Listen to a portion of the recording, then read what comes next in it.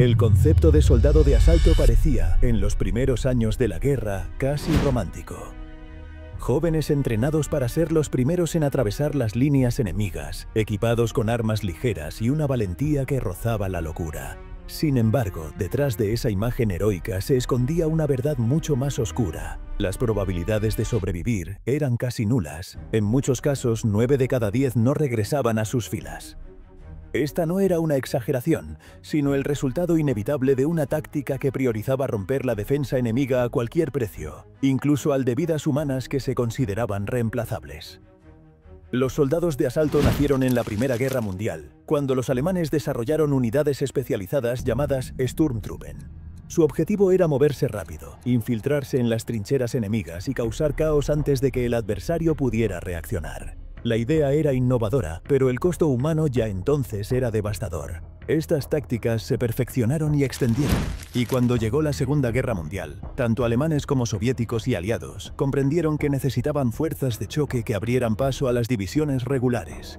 Lo que no siempre se decía en los entrenamientos era que las probabilidades de sobrevivir a más de unas pocas misiones eran mínimas. El soldado de asalto no cargaba tanques ni cañones pesados. Su fuerza estaba en la velocidad, la sorpresa y la ferocidad. Iban equipados con subfusiles como el MP-40 alemán o el PPSH soviético, armas capaces de disparar ráfagas devastadoras a corta distancia. También llevaban granadas, explosivos portátiles y en muchos casos lanzallamas. El entrenamiento no solo era físico, sino psicológico. Se les enseñaba a no pensar en su vida como algo propio, sino como una herramienta al servicio de la misión. Esa mentalidad de primero avanzar, después vivir, era lo que los mandaba al frente como carne de cañón. En el frente oriental, durante las batallas de ciudades como Stalingrado, estos soldados se convirtieron en un recurso desesperado. Los soviéticos formaban pequeños grupos de asalto que entraban en edificios ocupados por alemanes, lanzaban granadas, disparaban a quemarropa y trataban de despejar el terreno para la infantería regular. Los alemanes, por su parte, hacían lo mismo en sentido contrario. El resultado era un choque brutal en pasillos oscuros, sótanos llenos de humo y escaleras convertidas en cementerios improvisados. Se trataba de combates cuerpo a cuerpo donde la vida se medía en segundos. Pero, ¿por qué morían tantos? La respuesta es simple: porque eran los primeros en exponerse. En lugar de avanzar detrás de blindados o artillería pesada, los soldados de asalto abrían camino con su propio cuerpo. Sus posibilidades de recibir el primer disparo, el primer impacto de metralla o el primer ataque sorpresa eran casi absolutas. En muchas ocasiones ni siquiera tenían chalecos antibalas efectivos, porque el peso reducía la velocidad, y la velocidad era su única ventaja. Un segundo de retraso significaba la muerte. En Normandía, cuando los aliados desembarcaron en las playas, los primeros en salir de las lanchas de desembarco no fueron los soldados comunes, sino las unidades de asalto. Su misión era abrir corredores bajo el fuego de ametralladoras alemanas, colocar cargas explosivas para destruir obstáculos y allanar el terreno para que el resto pudiera avanzar. El resultado fue que en cuestión de minutos, las primeras oleadas fueron masacradas. Testigos cuentan que algunos pelotones quedaron reducidos a menos de un 10% en apenas media hora de combate. Pero el sacrificio era necesario, porque sin esa brecha inicial, las siguientes tropas habrían quedado atrapadas en las playas. En el frente del Pacífico la historia fue igual de brutal. Los marines estadounidenses formaban unidades de asalto para desembarcar en islas como Tarawa, Saipán o Iwo Jima. Eran ellos los que saltaban primero de las lanchas y trataban de correr por la arena bajo un infierno de fuego cruzado. Muchos no llegaban ni a los primeros 10 metros antes de caer abatidos, y sin embargo seguían llegando más y más, porque la estrategia se basaba en saturar las defensas japonesas con cuerpos hasta que cedieran. Los soldados sabían que su misión probablemente sería la última, pero el entrenamiento y el sentido de deber los obligaba a correr hacia la muerte. El costo psicológico era aterrador. Los supervivientes de las primeras oleadas cargaban con la culpa de haber visto morir a casi todos sus compañeros en cuestión de minutos. Muchos quedaban marcados de por vida, incapaces de dormir sin pesadillas. Otros, aunque lograban regresar vivos, no sobrevivían mucho más, porque los volvía a tocarles ser la punta de lanza en la siguiente operación. Un soldado de asalto con más de 5 misiones exitosas era casi un mito. La mayoría moría antes de llegar a esa cifra. La estructura de estas unidades también explica por qué las bajas eran tan altas. En lugar de grandes formaciones, los grupos de asalto eran pequeños, de entre 6 y 12 hombres. Eso significaba que cualquier impacto de artillería podía aniquilarlos por completo. A diferencia de una división de infantería que podía absorber pérdidas, un grupo de asalto quedaba destruido con una sola ráfaga bien colocada. Y aún así, seguían enviándolos al frente, porque la lógica de la guerra era que siempre se podían reemplazar. En la Unión Soviética, a menudo se reclutaban a jóvenes con apenas unas semanas de entrenamiento para formar parte de estos grupos. La instrucción era rápida y brutal. Aprender a correr, a usar un subfusil y a lanzar granadas. Lo demás se aprendía en el combate, si sobrevivían lo suficiente. Muchos de ellos ni siquiera alcanzaban a aprender los nombres de todos sus compañeros antes de que la mitad cayera en la primera misión. El ejército necesitaba carne de cañón, y los soldados de asalto eran eso, la carne que abría paso al hierro. La realidad del soldado de asalto era tan cruel que incluso dentro del propio ejército comenzaba a ser vista con resignación. Nadie quería formar parte de esas unidades, y muchos sabían que si eran asignados a ellas, estaban firmando prácticamente su sentencia de muerte. Algunos oficiales trataban de motivar a los reclutas con discursos sobre heroísmo y gloria, pero los soldados veteranos que regresaban heridos o traumatizados contaban otra historia, la de ver morir a sus amigos uno por uno en ataques suicidas disfrazados de operaciones estratégicas. Los comandantes eran plenamente conscientes del costo humano.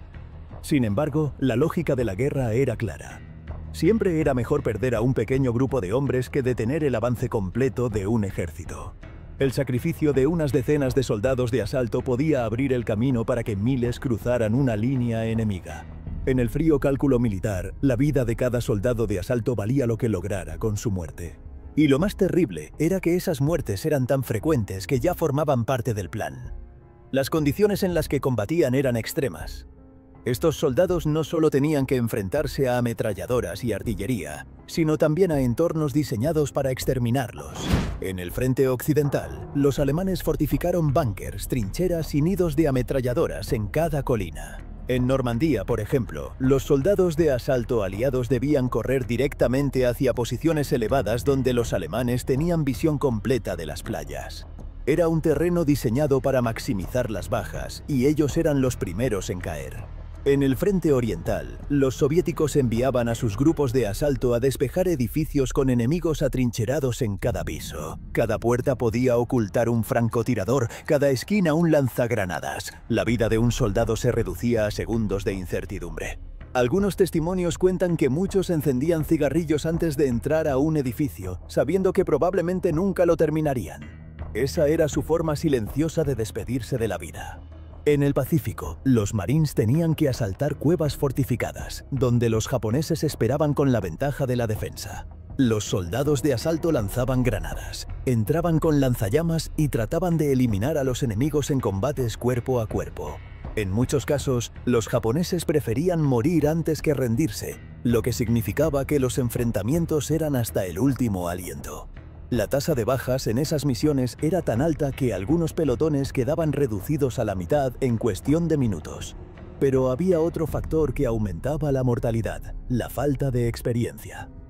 Muchos de los soldados de asalto eran jóvenes de apenas 18 o 19 años, reclutados con urgencia y enviados al frente tras un entrenamiento mínimo. Su inexperiencia los hacía cometer errores fatales: asomarse demasiado tiempo, correr en campo abierto, no coordinar bien un asalto. Errores que en el campo de batalla no tenían segundas oportunidades. Los veteranos trataban de guiarlos, pero rara vez sobrevivían lo suficiente como para convertirse ellos mismos en veteranos. El impacto psicológico era devastador. Los supervivientes arrastraban una carga emocional que los acompañaba toda la vida. Muchos hablaban de sentir que cada misión era como asistir a su propio funeral, pero en cámara lenta. Escuchaban los gritos de sus compañeros, veían cuerpos destrozados y sabían que tarde o temprano les tocaría a ellos. Algunos terminaban insensibilizándose, caminando entre cadáveres como si fueran parte del paisaje. Otros, en cambio, caían en crisis nerviosas que los dejaban incapaces de seguir combatiendo. En las trincheras y bases traseras, los soldados comunes hablaban de los grupos de asalto casi como si fueran fantasmas. Sabían que existían, que iban adelante y que despejaban el camino, pero rara vez veían regresar a más de unos pocos. Cuando alguno volvía, era recibido con una mezcla de respeto y temor. Parecía un sobreviviente de otro mundo, alguien que había mirado a la muerte de frente y aún seguía caminando. El uso de drogas y alcohol también fue frecuente. Para mitigar el miedo, muchos ejércitos suministraban estimulantes a sus soldados de asalto. Los alemanes usaban metanfetaminas como la Pervitin, que mantenía despiertos a los hombres y los llenaba de una falsa sensación de energía y confianza. Pero cuando el efecto pasaba, llegaba el agotamiento absoluto y con él la desesperación. En otros frentes, los soldados recurrían al alcohol o a cualquier sustancia que les ayudara a apagar el terror. En el fondo, todos sabían que estaban condenados. El mito del heroísmo de los soldados de asalto fue alimentado por la propaganda. Se les presentaba como guerreros invencibles, dispuestos a dar la vida por la patria. Las imágenes en carteles y noticieros mostraban a hombres sonrientes, con granadas en mano, avanzando decididos hacia la victoria. La realidad era que muchos de esos hombres estaban aterrorizados, rezaban en silencio y sabían que el destino que les esperaba era la muerte. La propaganda nunca mostraba las pilas de cadáveres que quedaban tras cada operación. Las estadísticas eran escalofriantes. Se calcula que, en algunos frentes, hasta 9 de cada 10 soldados de asalto no sobrevivían a más de 3 misiones. En Stalingrado, hubo unidades soviéticas de asalto que fueron enviadas una y otra vez contra posiciones alemanas hasta quedar completamente aniquiladas. En Normandía, las primeras oleadas de soldados de asalto en Omaha Beach sufrieron pérdidas superiores al 80% en cuestión de horas. En el Pacífico, los marines que formaban parte de asaltos iniciales rara vez regresaban completos. Y sin embargo, a pesar de las pérdidas, las tácticas continuaban usándose. La razón era simple: funcionaban. Los soldados de asalto podían abrir una brecha, destruir una posición clave o sembrar el caos suficiente para que el resto del ejército avanzara. El costo era inhumano, pero la guerra no se mide en vidas individuales, sino en objetivos cumplidos. Los altos mandos lo sabían y por eso nunca dejaron de enviar a estos hombres al frente, incluso cuando sabían que los estaban condenando.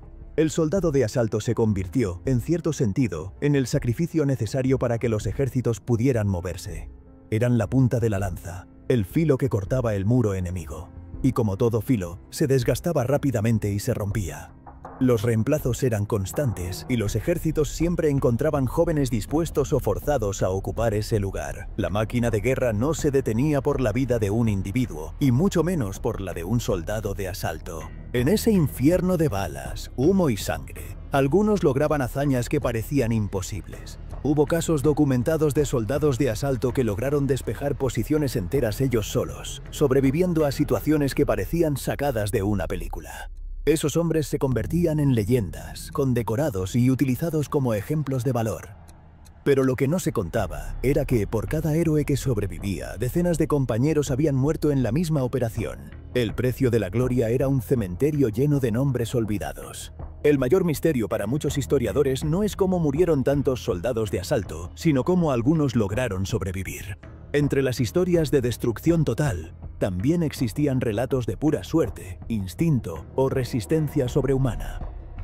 Había quienes salían ilesos de un bombardeo que aniquilaba a toda su unidad, o quienes eran alcanzados varias veces por metralla y aún conseguían arrastrarse hasta la seguridad de sus compañeros. Esos supervivientes eran considerados casi inmortales por sus camaradas, aunque en el fondo sabían que solo habían sido favorecidos por el azar en un juego macabro. La vida de esos hombres, cuando lograban regresar a casa, nunca volvía a ser normal. Muchos cargaban con heridas permanentes, cojeras, brazos inutilizados o cicatrices que desfiguraban su rostro, pero lo más difícil de ocultar eran las cicatrices invisibles. El sonido de una puerta que se cerraba de golpe podía devolverlos de inmediato al fragor del combate. El olor a humo los transportaba a las trincheras y a las casas en ruinas donde habían luchado. Y cada noche, en sus sueños, veían los rostros de los compañeros que nunca regresaron. Las familias solían creer que su hijo o esposo había sido un héroe.